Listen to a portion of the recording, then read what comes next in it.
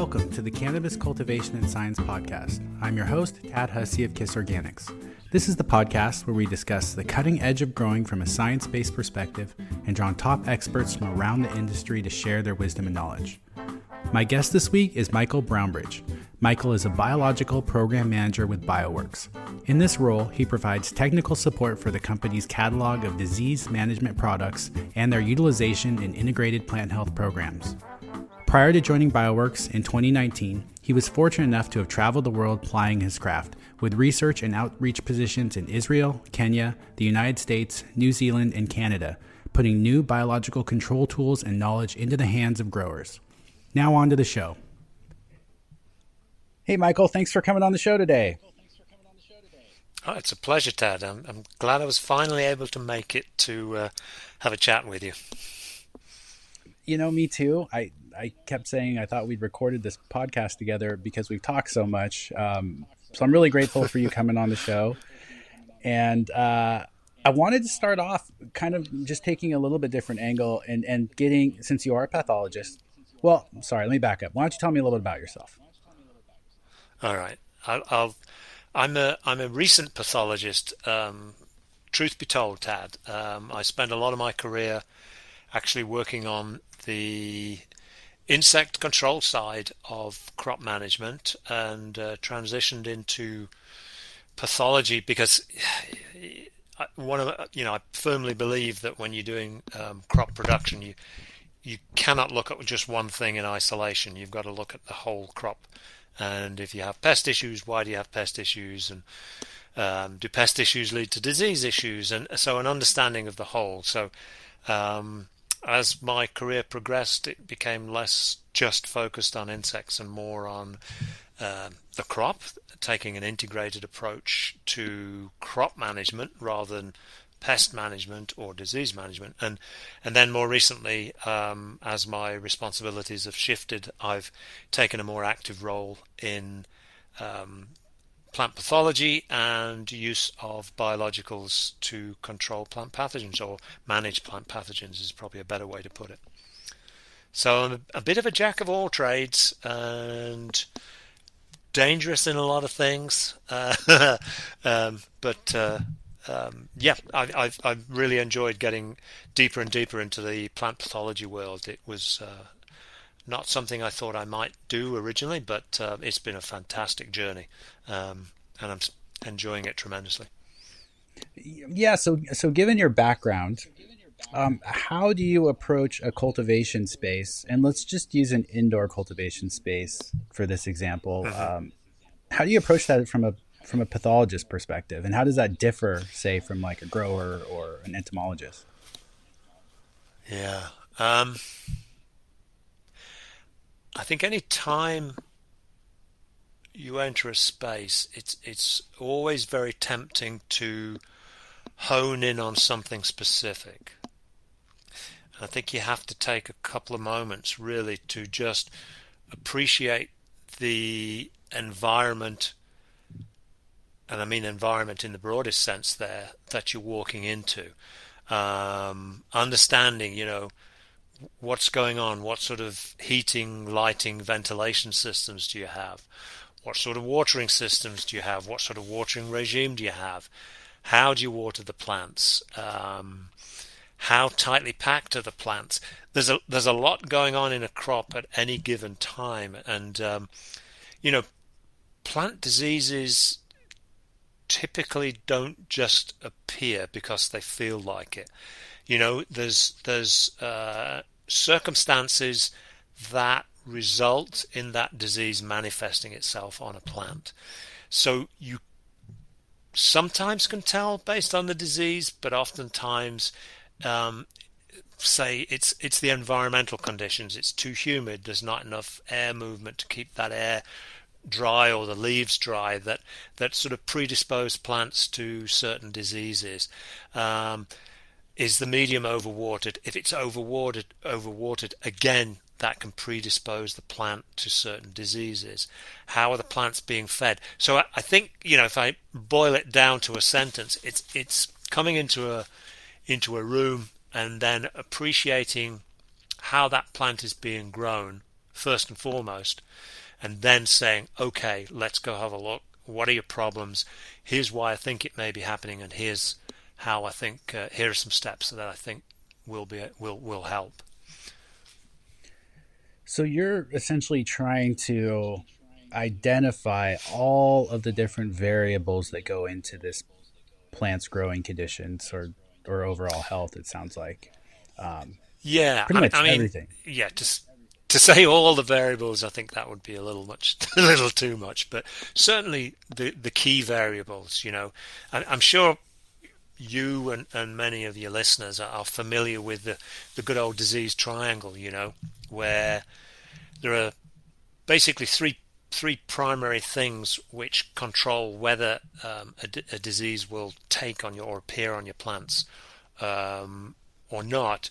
One of them is environment, and environment again in the broadest sense. The other one is that the disease has to be present, that inoculum, the infectious part of that disease has to be present at high enough levels to be able to infect a plant, and so you need virulent inoculum inside that room, that greenhouse, wherever you are. And thirdly, you have to have a susceptible plant, and there's a lot of factors will affect all of those variables. Environment. What does environment mean? If you have relative humidity, we can manage relative humidity. We can manage that through good air exchange, good air movement between the plants, let's say, so you don't get localized humidity. We can manage the crop to a degree in terms of which varieties we choose to go. I know that in cannabis, varieties are normally, the varieties that are grown are driven more by market than my choice for, say, a variety which is more tolerant to certain diseases or not. But how else can we affect the plant and its susceptibility? Genetics is one thing, but the second part is really how you grow that plant. So yes, how you grow it. Do you, as I mentioned earlier, overwatering, underwatering, too much of certain fertilizers, too little fertilizers, etc. How you grow that plant matters, so it can make that plant more or less susceptible to the disease. And then the third thing, do we have sufficient infectious inoculum in the plant? That can be influenced again by so many things. By people can bring that inoculum in to the greenhouse or the grow room. It can be there in the media. It can come in on the plant. So there are a whole lot of variables underneath each variable, but having a good sense of that, I think, makes you realize perhaps where to invest your time and energy in terms of being able to prevent a disease or to successfully control it. So I think it is important to take account of as many of those variables as you can. Clearly we can't do everything, but we can, I think, have a good sense of what goes on and behave a little bit like detectives to a degree to figure out of all of these variables which are the most likely, and those things can then help you narrow down sometimes as to what disease it is. Some diseases are pretty self-evident, particularly some of the foliar diseases that are prevalent in cannabis, but some of the below ground diseases, good luck. But we do understand certain conditions which will make it easier for those diseases to occur, let's say. So yeah, it's I think understanding a little bit what drives disease occurrence helps, and I think it would, having that, again, understanding, the old saying, understand thine enemy. If you understand your enemy, you can understand how to prevent that enemy by understanding what specific conditions really promote its incidence. So it's important to take that type of approach. So even with pests, there's a relationship between all of those plant environment and pest incidents too. So again, understanding the crop first is probably one of the most important things you can do. So assuming that we do have an issue, a plant issue, Mhm. I would guess the next step would be proper identification of that disease. It's it's important to have diseases identified correctly because that can actually determine how you go about controlling or preventing that disease. So, for a disease like powdery mildew, it has quite characteristic symptoms, although you wouldn't necessarily be able to identify the species.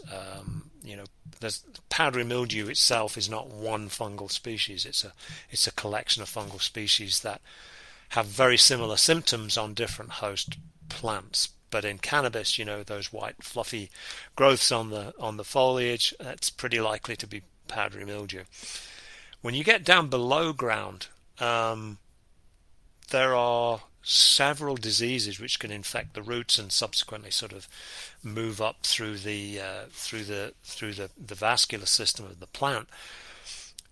Actually determining which of those killed the plant or made the plant sick is not always easy because they look very similar, and sometimes one disease can predispose that plant to infection by another disease, and it's that second disease which actually kills the plant or renders it, very, very sick. So it is important to get proper diagnosis so you can understand how to what steps to take against that disease. Preliminary diagnoses may tell you some very basic steps, like if you can just take the plant out because you're not going to be able to save it, But I think it's important to get a diagnosis at some point in the proceeding as well, because it can also help identify the source of that infection. For example, we know that a lot of diseases can come into a grow via infected clones, let's say. But you can't really prove that if you don't test or do a disease test to begin with, let's say. Sometimes disease comes in on certain media. You don't know that unless you test your media or you test your plant for a specific disease. So it's kind of a key piece of the puzzle, not only from a treatment perspective, but looking ahead to the future. Okay, where did it come in? How did it come in? And then how can I prevent that happening again in the future? So yeah, it's an important step.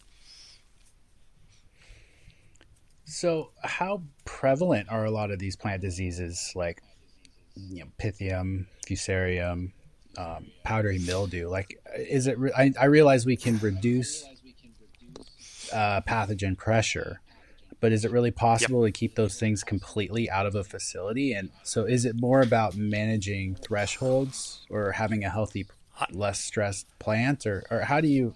I guess how do you approach that? yeah, I think you hit the two nails, let's say, on the head there. Yes, I think a lot of these diseases are often present, whether we like it or not. So it comes down to how do you keep numbers low? Because diseases like pests, plants can tolerate low levels of disease, or maybe it's the levels of disease that are present are not high enough to actually infect the plant, because the plant will be able to withstand a certain level of challenge from a disease. I think that's where maintaining a healthy plant is absolutely essential. Growing the plant, not forcing the plant too much, making sure it has what it needs when it needs it, rather than trying to sort of force feed it or grow it in a swamp when it should be grown dry or drier, things like that. You want that plant to be as healthy as possible. I think it's also important to take very seriously, before you even start growing the plant. We oftentimes, when we talk, we say, sanitation first. Sanitation is so important, by way of the area you're growing the plant in, making sure that's clean. Sanitation by how, say, workers come in and work in a certain space, if you have an area where there's a known degree of infection, let's say, or pests for that matter, then don't go there first, go there last, go into the clean rooms where the crops are still clean first, for example. Understanding your water. Is your water clean? Is your water full of disease because of where you're pulling that water supply from? Have you had water tested? So there's a lot of steps can be taken right from the get-go to ensure you're growing that plant in the best and cleanest environment that you can make it. And then it comes to sort of knowing the plant material, not just buying necessarily the cheapest or what's available, but I think having a good trusted supply for, say, if you're buying in clones rather than doing them yourself.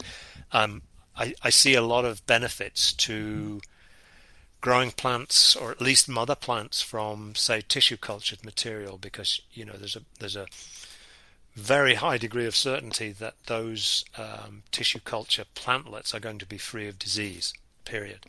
So again, using disease-free stock as your starting point is going to eliminate potential ingress of a lot of pathogens to these areas. But we live in a world which is got a lot of microbes floating around in the air, in the soil. They are there.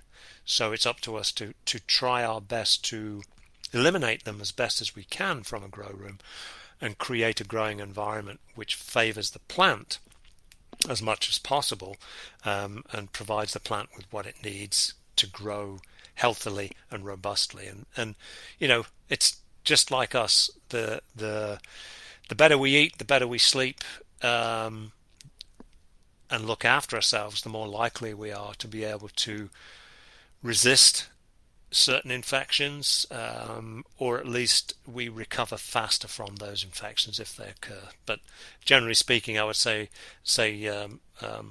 we can tolerate a certain level of infection without falling down, and that's a good place to be if we had to take certain steps to mitigate that disease and use control products to basically knock back the disease pressure, to knock back inoculum levels and prevent it spreading sort of from one plant to another. So yeah, there's a lot we can do to equip plants very, very well to be able to resist diseases too. So it's an interesting area.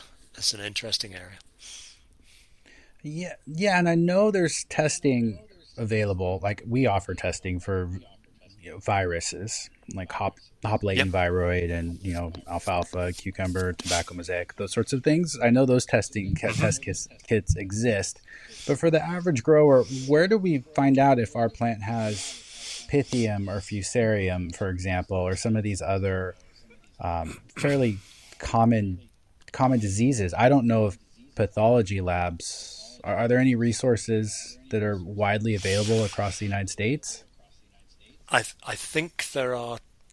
It used to be that university extension systems would be able to provide those services, often for a fee, but they would provide those identification services. With the sort of... Sorry, go ahead. Oh, no, I just realized I asked a Canadian, where do I find pathology labs in the United States? So I realize it's probably not fair. That's all right. No. We have the same issues here, Tad. I mean, I think it's a North American challenge sometimes, is being able to find a testing lab. If you live in a state which has an agricultural, most states have an agricultural or a land grant university which has some degree of extension services attached to it. That would be the best place to start. But I think increasingly, and I'll speak for, I live in Ontario in Canada, and there are at least 3 testing labs that I know of where I could send plant material. It's all done for a fee. It's a fee-based service, but there are those diagnostic facilities that exist. I suspect, but I don't know for a fact, that there should be those diagnostic labs in the US as well, within it. Not necessarily within every state, but somewhere within a sort of certain area, if we were to cluster all these states in the Pacific Northwest, let's just say, for example, I'm sure there's a commercial testing lab where you can send material for testing and get a definitive answer on what's infecting your plant within a reasonable amount of time. Switching crops for a second, and I know a lot of vegetable growers in Ontario will actually send samples over to the Netherlands for testing. That's a whole different undertaking. But if there's nothing available in your state, that I would say cast a wider net and just see which testing labs may be accessible to you. So, assuming we're talking about some sort of vascular root disease like Pythium or Fusarium, Yep. getting back to those two, how different is your treatment approach for those two diseases? Is the plant a goner at that point, since they are vascular diseases? Is it better to just remove it? Yeah. And then are there ways to treat the soil? So I realize that was a few different questions. Yeah, I would say once you've got the disease in the vascular system, and you've probably seen the classic pictures of plants where if you sort of slice along the stem of the plant, it's starting to go brown inside. That's a pretty good indication that the disease has developed up through that vascular system. It's probably not worth investing a whole lot of time and resources trying to save that plant. It is cheaper probably to just get rid of it. You do two things in doing that. One, it's removed as a headache for you to try and look after, and the chances, like I say, of actually getting anything out of it are very, very low at that point. And secondly, the longer you keep that plant around, the higher the likelihood that it can serve as a source of infection for the plants in the near vicinity. Best thing to do is not wait until you see plants that are infected. I would say is to, again, know your enemy. Do you have sources of infection? By water, by clones, by soil? What are the risks posed by all of those things in terms of is there a likelihood that there may be some infection there that you're dealing with, or do we just go ahead and assume that I'm working in an environment, it's highly likely that at some point there will be disease present?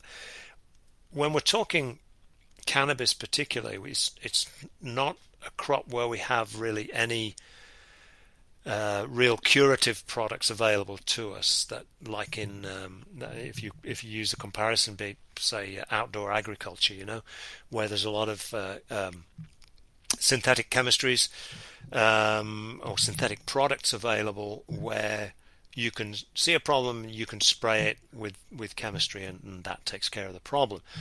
We're in the prevention game because we have access to materials that really rely on us preventing the disease issues happening, preventing infection taking hold of that plant, and protecting the plant against disease as best we can. And this, there's a number of products that can do that, and they're best used in a production system. We kind of touched on best cultural practices for the crop. So if you've got good cultural practices in place, your plant's going to be better equipped to sort of handle itself and deal with any disease challenges. But that's the situation you want. You want a healthy plant that we can then layer on top of that some of these biological materials to further mitigate the risk or eliminate the risk of diseases getting into the plant. So we're playing a preventative game here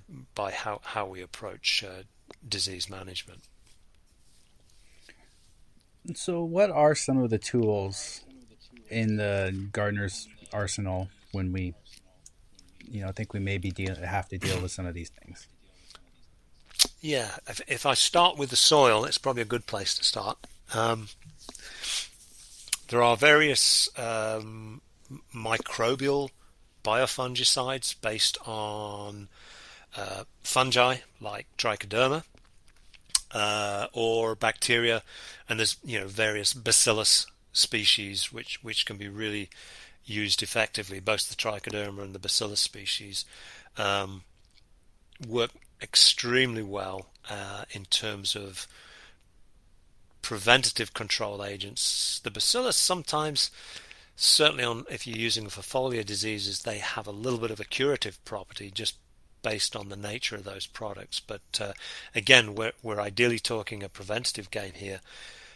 So bacterial, fungal products would be those of choice for me in that prevention game. I know there are other streptomyces, let's say, products which I think are registered in some states for use. Same type of scenario is applying those early in that cropping cycle, so they can work as to prevent diseases. I should back up a couple of steps, Tad, and talk about the growing medium itself. I mean, we frequently just talk about dirt or potting mixes, but they're having a healthy microbial biota in there as well is an important part of I would say crop health. So whatever we can do to promote good microbes versus bad is going to go a long way to help that plant flourish in that environment, because there's a lot of plants and microbes have had associations for thousands since the beginning, I guess. Just like we really could not survive without microbes, so the plants really can't survive without those microbes either. They form very close associations with them. Different microbes have different functions in soils. Some are very good, some microbes not so good. So we want to try and shift the balance of the soil, and I'm in no way, shape or form an expert on this. You would be much better positioned to talk about this than I would, but I firmly believe in healthy soils are part of the solution as well. The reason we go then to what are some of the control products we can use is that at a certain point you can do everything correct culturally, but the disease pressures are higher than those cultural practices can necessarily prevent that disease taking hold, and that's where we then bring in these additional beneficial microbes to work within that system to further prevent the disease. And these are microbes which have been specifically selected because of their disease suppressive properties, let's say. So that by introducing them, they will perform that function. So that's a very high level looking at the soil. Go ahead, you had a question. Yeah, and that sort of is my question. It is very high level. When you say Trichoderma or Bacillus, like you're acknowledging that's a pretty wide range of actual species and efficacy. Yep. And then now when we talk about marketing and products, it gets even more confusing. And then you add in shelf life and all of these other things and spore counts, where I think it's really hard for the cultivator or the end user to really know what's best. Because I can go online and find a paper on Trichoderma suppressing, various pathogens, but yet how do I know that the product that I'm buying is going to have any efficacy whatsoever, or what is even the best product for what I'm dealing with? Yeah, that's a great question. And how long have we got? We could talk about it for quite a while, I'll be honest. I did very high level. Just saying Trichoderma and just saying Bacillus, just saying Streptomyces doesn't really mean anything. I'll pick on Trichoderma, but you could say pretty much equally the same for Bacillus. Trichoderma is one of the most widely distributed organisms throughout the world. You can find Trichoderma fungi in pretty well every environment you look for it. They perform different functions. Different Trichoderma species do different things. So just saying I have a Trichoderma does not necessarily mean you have a Trichoderma that can suppress a disease. Similarly, simply saying I have a bacillus does not necessarily mean you have a strain of Bacillus or Streptomyces, if we're talking bacteria, that is capable of suppressing diseases. Some bacilli perform other functions in the environment, as do Trichoderma. Some work as, decomposers, or they can work together with plants. They don't actually do any disease control, but they will perhaps solubilize certain elements in the soil, or pre-digest organic matter, and then make the products, the breakdown products, are then made available to the plants. So different organisms have different functions inside that whole biota that we call a living soil, if you would like to call it that. If we get to, what do I look for now in a disease control product, I firmly believe, that products per se that are registered, and that can be registered with the EPA, registered with the PMRA in Canada, those products have to go through a lot of testing and in order to be considered as biopesticides. Because if you make any disease management claims on a label, it has to be a registered product, and in order to get registered, there is a lot of prerequisites in terms of filing a portfolio of data on the safety and efficacy of those particular microbes to the respective regulatory authorities. So choosing a registered product is, I think, one way of safeguarding your investment to some degree, that what's in that product. It has had to have been tested. That what is written on the side of the bag, it says contains 1 times 10 to the 7 CFUs per gram, or 1 times 10 to the 9 per gram, whatever it is. If it's a registered product, you have to conform to what is written on the label. So that's a guarantee.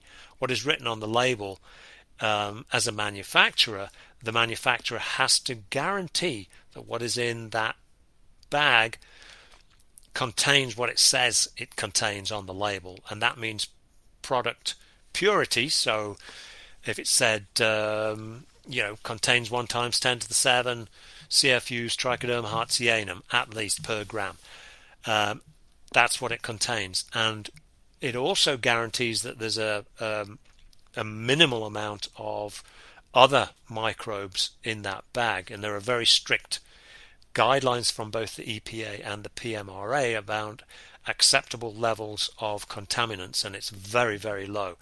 So in order to get a product registered, you have to go through a lot or jump across a lot of hurdles, go through a lot of hoops, however you want to word it, in order to get that product registered. But then what it does, as I said, it sort of is a guarantee for the purchaser of that product that it contains what it says it does, and it will do the job that is stated on the label. Unfortunately, there's a lot of unregistered products which are sold as plant growth enhancers, or I don't know, plant growth enhancers is the best one I can think of right now, that may or may not contain the microbes that it says on the sheet, or may contain significantly fewer microbes that it says in the literature that you might accompany the product. So just because a package says it contains a product doesn't mean it's actually living. It doesn't mean it actually contains spores of that product at all. And tests that I know you're familiar with, some of the work that I've been involved in previously, is looking at some of these sort of unregistered materials, and it's quite scary actually what you find inside them. It's also quite scary the flip side, that it says it contains 10 to the 7 of a specific fungus, let's say, and it actually doesn't contain anything that's living inside it at all. So you think you're on a good thing.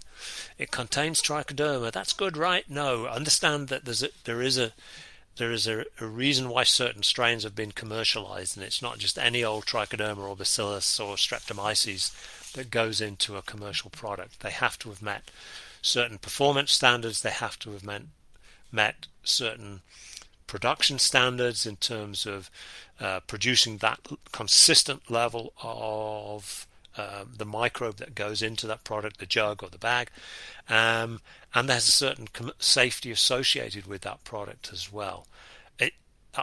I've seen, examined products, and some of the organisms that come out of them are actually things like Aspergillus, Penicillium. Now, certain Aspergillus can be very they're human pathogens. You really don't want to be spraying that into your crop. Especially when you're talking a crop like cannabis, if you think I'm doing a good thing here, and you're spraying on Penicillium or Aspergillus, I mean that's a real you're setting yourself up for failure when those flowers go for the sort of total yield yeast and mold counts, because you're just putting spoilage microbes, contaminant microbes out in the crop. So I told you it'd probably take a good hour to talk this one properly through, but there are risks associated with just buying any product. So it really is inherent upon the buyer to do a little bit of homework around the product and make sure what you're buying is registered, has a good track record. And if in doubt, if somebody knocks on your door and says, hey, I've got this best thing in some unmarked bags out here, you want to try it, always ask to see some data sort of supporting the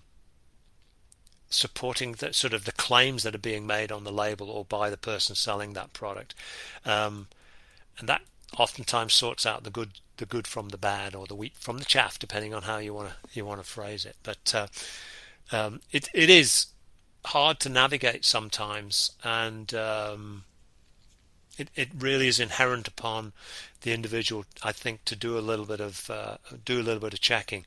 And if in doubt, call the companies and ask for some of these details we've just discussed. Yeah, I know this was a pretty hot topic at the latest BioSolutions conference because as the industry is trying to gain legitimacy for biofungicides, for biostimulants, all of using microbes commercially in agriculture, you have all these products out there that are essentially either ineffective or making wrong claims or skirting registration, and that are painting a bad name for the industry. And correct me if I'm wrong, I believe Suzanne got a sample from one of the largest companies in my part of the living soil portion industry. I think it was Bavaria, and you tested it and found it didn't contain enough spores to have any efficacy. Does that sound right? Yeah, that's absolutely correct. Yeah, and another sample, we actually found no living Bavaria in the product at all, and we're pretty particular about how we ran these tests as well. And you run a test once and nothing shows up, you always doubt the results, so you make sure you run it again and then run it a third time just to triple check the validity of the data that you get. So yeah, it wasn't just a fluke, it was true. So yeah, I mean, Suzanne found the sample, we did the testing for her and found nothing in it or nothing in it of value, let's put it that way.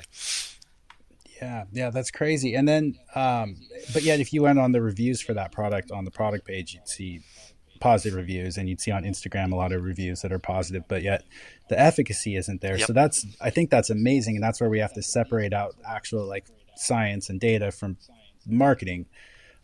You also, I had heard, found another product that had on their label, and I believe it was Bavaria again, levels so high that it wasn't physiologically possible to have that sort of volume volume count spore count in an amount of volume. I'm saying that's right. Poorly, it was a mix of microbes, and if it contained everything that it said on the label, you could not fit all of those spores into a gram. It was just physically impossible. But again, the claim was there, and we indeed tested it, and I think the claim was there's something like 10 billion or 100 billion spores per gram, I think it was, and we got some samples, plated them, did the counts, and then you do the math, and there was something like a 10,000 times lower level of organisms. The only things that we could get out of it were bacteria, so presumably a bacillus. We found no fungi in the product at all. I mean, we throw words around like penicillium and fusarium, and we think they're all bad. In actual fact, that's not the case. Just to clarify this or get it on the record, I would say 95% of the penicillium and fusarium strains you find in a typical soil sample are actually very, very beneficial.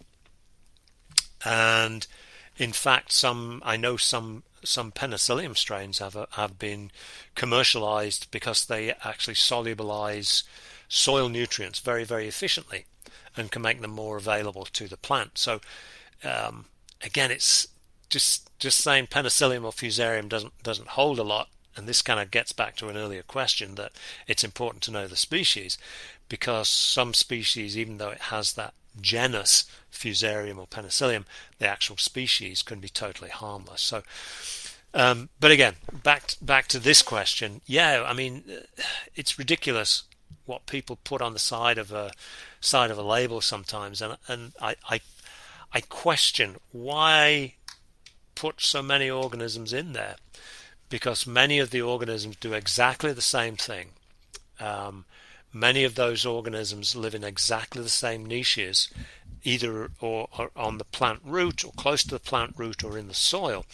They don't all colonize at the same time at the same rate. So, all soils are different. Soils are very dynamic. They will evolve through the life of a crop. So what microbe is predominant today may not be the predominant microbe tomorrow. So I don't know. I sometimes question the value of putting 20 different microbes in a mix, unless they're just trying to cover all the bases. I don't know, and especially as some of the functions that those microbes have will only really happen if those microbes establish and form an association at a certain level. And by certain level, I mean the microbial population size has to be at a certain level to actually do any good. So, yeah, it's a very grey area. I 100% agree with you. There are some excellent products out there, microbial products out there, really, really excellent.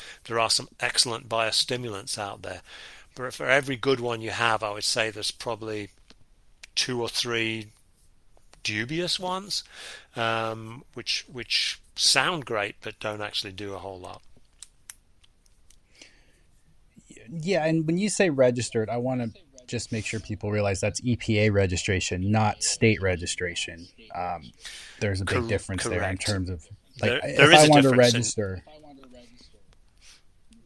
Go ahead. Yeah, I was going to say, if I wanted to register a product in Washington State or Oregon or California, for example, that's a very easy process. I don't have to show any efficacy, especially, if I don't know if 25B applies to microbes. I'd have to check on that. Well, it's a little more complex than that. Most of the states will only register products if they have EPA registration. Now, this is products making pesticide claims. Mm.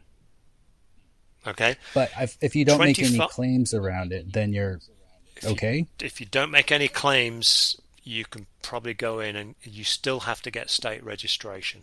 Yeah, 25Bs are a great example, I think, in that people look at 25Bs as unregistered products. Well, they're not. They are actually EPA approved, because the EPA says we're categorizing this as a 25B because, based on the information we have, we don't think it poses any risk to the environment or to human, animal, or plant health. Therefore, you do not need to go through a lot of the EPA regulatory requirements to get that product approved for use. So it's categorized as 25B, which is an EPA categorization. Now, those still have to be registered at the state level. So there is a certain level of responsibility and accountability in order to get that product approved for use at the state level. Cannabis then typically has an additional layer of requirements to go through to get products approved for use on cannabis. So it is a process, and that process will differ depending on, as you rightly said, the claims that are being made on the material. You know, if you're not claiming any pest or disease management, or not making any pest or disease management claims, but you're registering it for the plant benefit claims, then it's a different process altogether.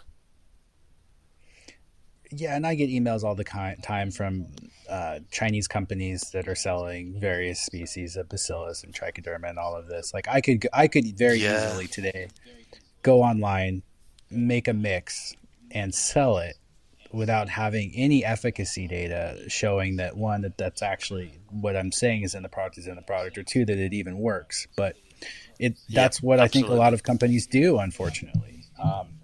Yeah, you're absolutely right. And this was another product that Suzanne found, and it was being sold, I think, on Etsy or something like that. Or you can get these products on Amazon and Etsy and goodness knows where else. She sent us a sample. It was supposedly a metarhizium product. Now, metarhizium is typically associated as with insects. It's an insect control fungus, and there's some great products out there. But these barrels of metarhizium, I think it was anisopliae, were apparently coming in and very cheap, sold in from China. We got a sample, and again, it was one of those products we tested. There was absolutely no living metarhizium in the product, or in that material. I hesitate to use the word product because it really wasn't. And you have to think as well, there's a lot more goes into a bag of product than just spores. There's a whole lot of stabilization which keep those spores alive over time. That's kind of relates to your earlier question about shelf life. So the way in which those spores are preserved and formulated affects how stable they are and how long they will remain alive and therefore effective when you store them either in the fridge or at room temperature. Any formulation, back up on that one, formulations often as well contain additional materials which help the grower then put that material, if it's a microbial, putting it into the spray tank or into the whatever they're using, whatever equipment they're using. It helps that process of getting those spores into suspension, and then it helps them stay in suspension, and it helps that product when it actually gets onto the leaf or targets the pest. It'll help it work better and remain effective for longer in that environment. So there's a lot more to a product than just, say, getting a bag full of spores from somewhere. Again, that's why registered products have made the investment in coming up with a formulation that is stable, that will preserve the viability of those microbes and will help at the application end in terms of preparation and application, and oftentimes improve efficacy as well. So yeah, there's a lot we could talk about in this whole area for sure. Well, and I would just add, that they're going to be clean too, or cleaner in terms of heavy metal contaminants and things like that could also cause issues, especially in Kansas. Well, yeah, and we have to conform to. Again, that's one of the requirements of any registered products that I mentioned the contaminants. I was kind of referring to microbial contaminants, but it also applies to heavy metals as well. You have to fall under EPA prescribed levels of any heavy metals in any product. So that's also another guarantee that around heavy metals. If it's coming from offshore and they're making claims on it, number one, it's actually illegal to use it because it's not registered. And number two, you have no idea what you're buying. You really don't. Yeah, the problem with that though is like, unfortunately, there's a lot of companies. Again, a lot of the companies I that do quite well and sell, millions of dollars worth of product every year that have not gone through the step of registering their product. And I do blame them, but I also kind of blame the states for making it so difficult to have to register in 50 states is frankly stupid. I think we should have some sort of federal registration, but there's no really accountability. Like in the state of Oregon, you have companies that will continually not register or their products don't contain what they claim they do, and they might pay $150 fine or $1,000 fine. Well, Yeah. if you're doing $10 million in that state, do you really care? Like, it's not, the financial incentive is not there. I think to Yeah. discourage or eliminate a lot of these products either, because like on my side, in the living soil industry, one of my biggest competitors has gone by without registering for years and is now just starting to register their products. Even though they've known that this is something that you're supposed to do, there's no incentive for them to do it because it costs money. It requires more regulation. It's a frustrating topic for me. It is. I couldn't agree more with you. It is frustrating, but yeah, if it's cheaper to pay the fine than actually pay the registration costs. Not just the registration costs, but you have to have data, which is a cost and time. So yeah, frustrating. But I tend to think that, or I would like to think, in an ideal world, registration means something. We need to get a little bit smarter, perhaps, about the processes required to register a product, and having one federal registration would be ideal. It would save a heck of a lot of time and energy. And I think again, registered products, it can be registered and still not work because there are a whole lot of other factors around making a product work effectively when you apply it. But at least what you're buying is what it says it is and has a good chance of doing what it says it will do, what it says, or what the vendor promises it will do. So I'd like to think it was, again, it's incumbent upon people to really take a look at what they're buying, and are you getting value for money there? Are you sure the product's doing what is said on the label or advertising literature? Is it doing what it says it does? And how do you know that?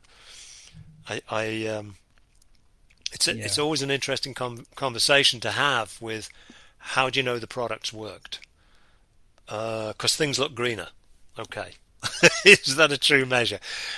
And I'm being somewhat flippant there, but I think having a good idea in your own mind, what does success look like? If I use this product, what do I want this product to do, number one, and how will I be able to measure that to sort of say pretty darn equivocally that the product's done what I wanted it to do. So it's not always easy to do either. It isn't. And on the flip side, like I at this conference that we were both at, there were companies, including BioWorks. It's like, I have this product, it's coming, and you're not talking about a matter of days and weeks. It's more on the scale of month to year because of the amount of research that has to go into it. And then not just that research, but then, the registration process in all these states. So even once you have the data, there's still that waiting period. And that to me is one of the most frustrating things about the regulatory process is that, you've got it, you've got this product, that you have a solution, and you just can't get it out there. But I'm fully supportive of regulation. For me, I almost equate it to like the pharmaceutical industry. Like you're not going to go get your antibiotics from the the farmer's market or the guy in the alley if you want them to know that they're actually going to work, right? Like you go to the doctor, Absolutely and right. that's the difference. Absolutely That's right. literally the difference. It's that extreme almost between regulated products and the unregulated products. Yeah, yeah, I couldn't agree more. And you know, putting my company hat on now, I mean, it is very frustrating at times the amount of time it does take from submission of a registration package to actual approval. It does take um, months to years for that to happen, and it's a shame we haven't figured out to make things move along faster there. But oh well,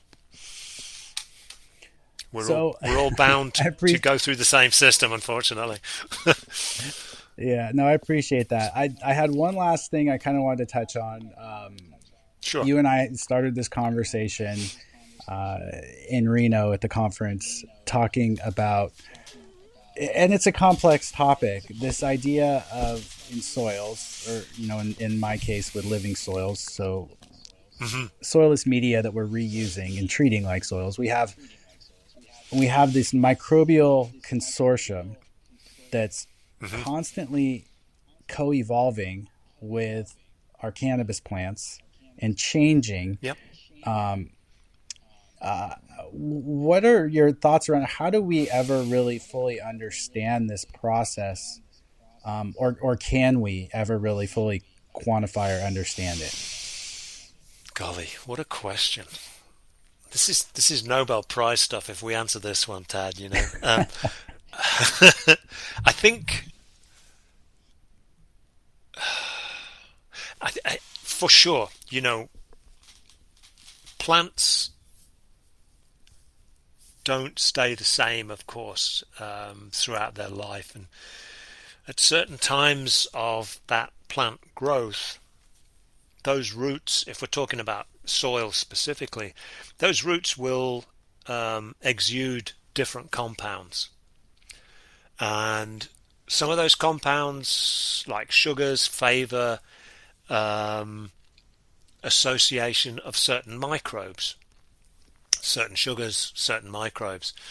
Um, Sometimes when plants are stressed, for example, they will put out different chemicals to try and recruit in other microbes. At other times of the plant's development, as it gets older, again, those exudates will change slightly, and the microbial population in and around that soil will change slightly. I think if it's a true living soil as well, you have to understand that the soil itself is constantly changing, let alone what's going on with the plant, but the soil itself will be changing because there's always organic matter which is in different states of decay inside the soil, and there's different successions of microbes will come in and take advantage of certain elements that are released from that organic material over time. So it is a constantly evolving and changing microbial landscape in there. Will we ever fully understand it? Good question. But I think we can understand it to a point, and maybe by having certain microbes in a certain place at a certain time.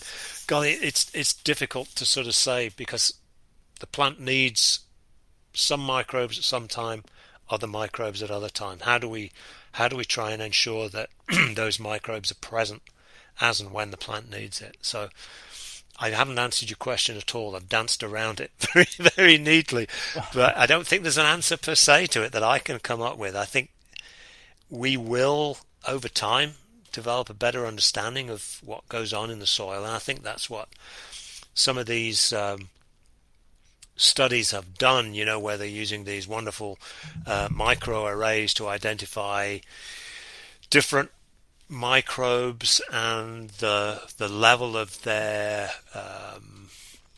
presence at different times through the plant's life. I think the mistake would be to take one sample and say, look at all the microbes I've found, and say, that's it, that's all the plant needs now and forever.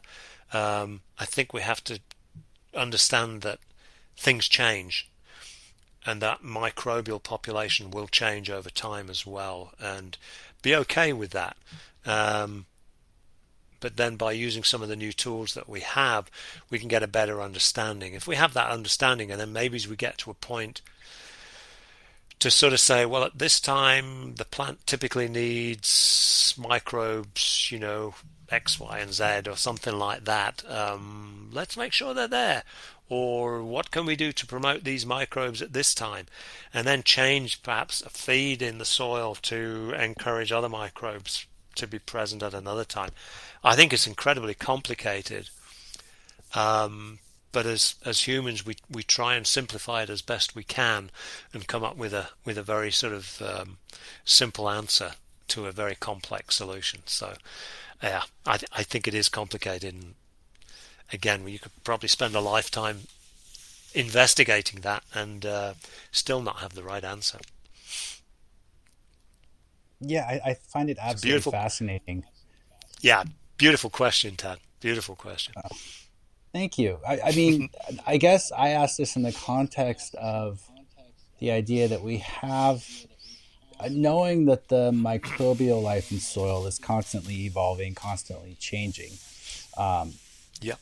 Hopefully selecting for microorganisms that are going to be more beneficial for the plant, as that plant is continually putting out exudates to support those sets of microorganisms. I guess for me, it almost feels too derivative to try or reductionist to try and make any assumptions around microbial life, other than to say, hey, we're dealing with this problem, and we know that these species there's research supporting that, Trichoderma battles these problems, or mycorrhizal fungi help with this uptake. Yep. And so there's targeted things I feel comfortable saying we can do, but as a general rule, looking at fungal to bacteria ratios, or entire sets of organisms, that's where it feels like it's like the forest through the trees almost. Absolutely agree. I mean, I think you're right. There are certain key organisms we can hone in on, and I think the two you referenced there, certain Trichoderma species for disease control, they will also help the plant. Let's say mycorrhizae, Bacillus species. We know that they're pretty tough organisms that will establish and grow in a wide range of soil types, a wide range of pH values, and form associations with a wide range of crop species, or plant species, better put. So I think those are, again, ones we can sort of look to and perhaps count on to bring in their A game every single time you use them pretty well, rather than trying to get understand what the heck's going on with that whole microbial ecology in the soil and somehow control it.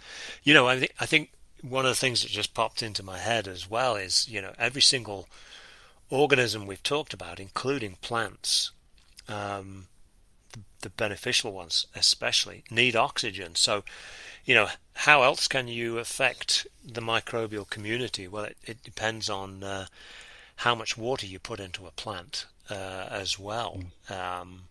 Will affect the plant, will affect the microbial community, and so there's a lot of, it goes back to what I was touching on earlier. What role does environment play in all of these associations as well? So that adds an extra layer of complexity to any evaluation or to any study. But I think to sort of bring it down, to simplify it somewhat, and back to your point, I think, yes, there are certain key microbes we know will perform well, will consistently establish and form those beneficial associations with plants, and those are things, from a disease management perspective, ones that we can pretty well hang our hats on and say, we know this works, and here's the data to show it. Yeah. Okay. So last question. I'm going to throw you a curveball here. I've seen Bruins. this for over Sorry, a decade. it wasn't that question.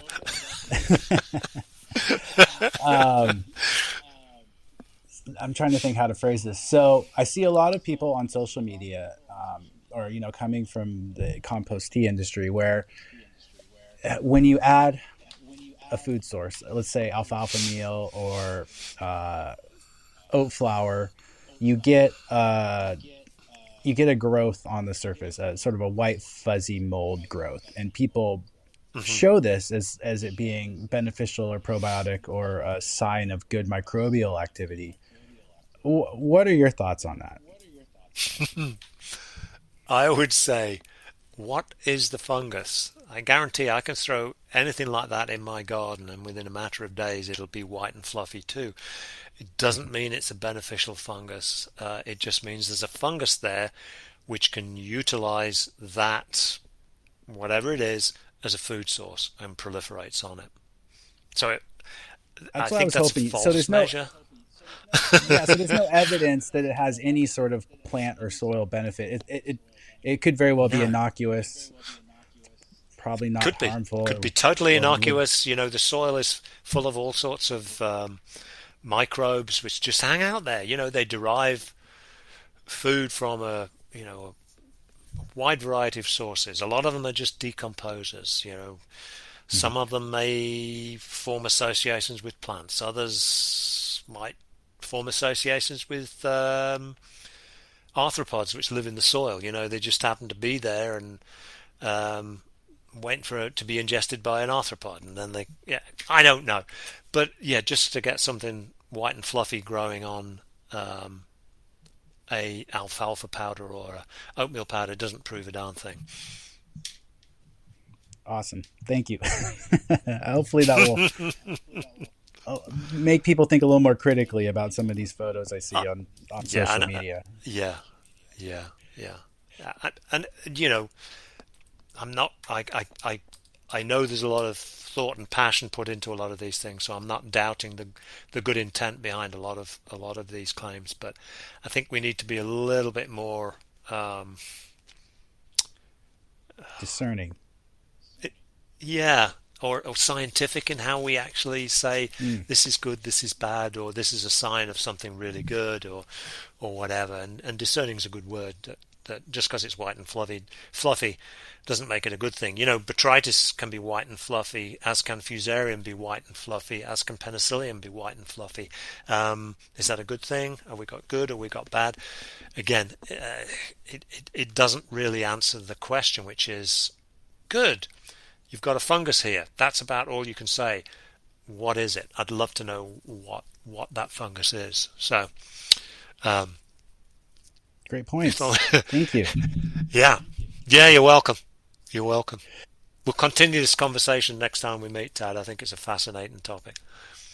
Absolutely. Thank you so much for your time today. And I do look forward to catching up with you again soon. Alrighty. Take care, Tad. Beautiful talking to you. Thanks very much for the opportunity.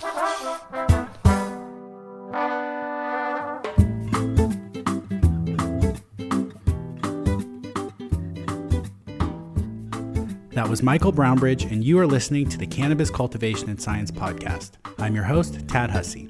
If you like the podcast, please leave us a rating and review and give us a follow on Instagram. You can also sign up for our newsletter on our website homepage to stay up to date on the latest research and information.